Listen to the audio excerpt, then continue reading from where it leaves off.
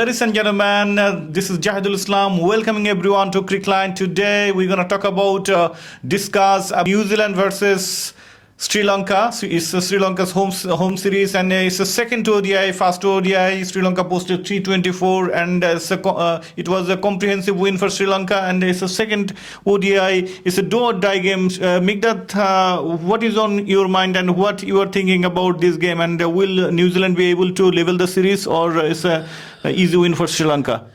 It's a matter of unfortunate, really, because expected something better, sure, from New Zealand point of view. You know that New Zealand team staying in Sri Lanka for last 2 months or more, really, because they have a full tournament, full series here. They have gone to Sri Lanka, and this time around, and 3 test matches, and as well as 3 T20s, and this time around 3 ODIs. And first ODI, they got the adaptability well, but unfortunately in the middle phase of their batting innings, really, they could not capitalize on a good show from their middle order, and the result, they lost the match, really.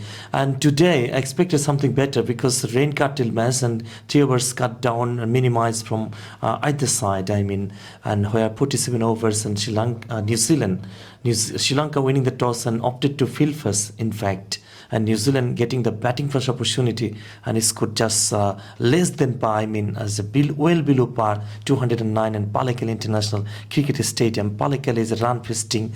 We know that Bangladesh have a lot of records in Pallekele, Dambola as well, but New Zealand today, Sri Lankan bowlers dominated the whole spells.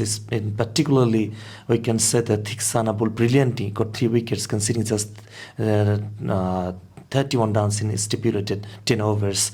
And similarly, Oripa Bandasiri, another spinner, and he got 3 wickets as well. And I think this is not a good total on the board, and they can target for win the match.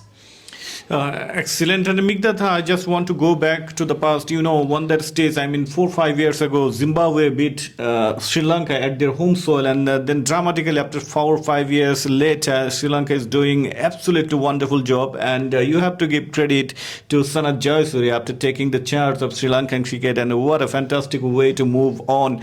And Sri Lanka, they are stepping up and they are performing really well, and you shouldn't rely on condition only, because same condition Sri Lanka were struggling. They lose a test match against Bangladesh back in 2018. And do you want to give some credit to Sanath Jayasuriya? Obviously, he will have the credit, really, because Surya, after taking the charge, and since the scenario, complete package scenario, we can say that Surya especially was a class player. He was earlier day, was such a firepower. He will start for the team as opening batter, really. And in fact, when he got the opportunity to be the head coach of Sri Lankan team, a Sri Lankan unit, and last few months or so, and dramatic sense, we can see the New Zealand is a mighty team, really. And in the case of limited over, and as well as Test cricket, and Sri Lanka dominated whole Test series, and as well as the T20, just a slim margin, the lose match to New Zealand, unfortunately, really. And ODI format, really, they are such a dominating show. I'm talking about the Sri Lankan point of view. They're showing the capacity once more. Yeah, brilliantly said one more time. And Mikdat, I just want to say about the last T20Is, where there was a very low scoring affair, and New Zealand won that game. And for that, I would like to say that it's a second ODI, and it's a do-or-die game for New Zealand. And do you think that there is a small, slim chances for New Zealand? And is there any type of chance? It would, if the match would have been in New Zealand soil, there might have been better chance for New Zealand to make a bounce back, really strongly, But at this stage in the subcontinental condition, you know that advantage is normally getting by the host nation, and Sri Lanka will never make any sort of wrong this time around. And obviously, you know that New Zealand batter got a brilliant start, really. That's, you know, that the middle order marks up and he scored 76 runs. And as was Matt He, a newcomer in the team, and for New Zealand was picked up and got just short of half century in 49.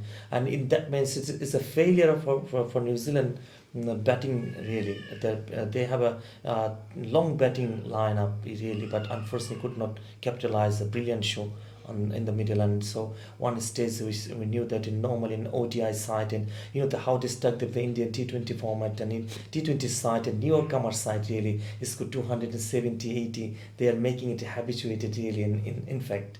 But in ODI format, if you score just 209 in 45 overs, or even it is a 47 over per side, and I don't think there is any positive from New Zealand point of view. Absolutely wonderful, and I'm also agree with you. And dear viewers, thank you for watching our mid-innings break discussion, and we will be back with another video. Stay tuned to Cricline. Thank you very much.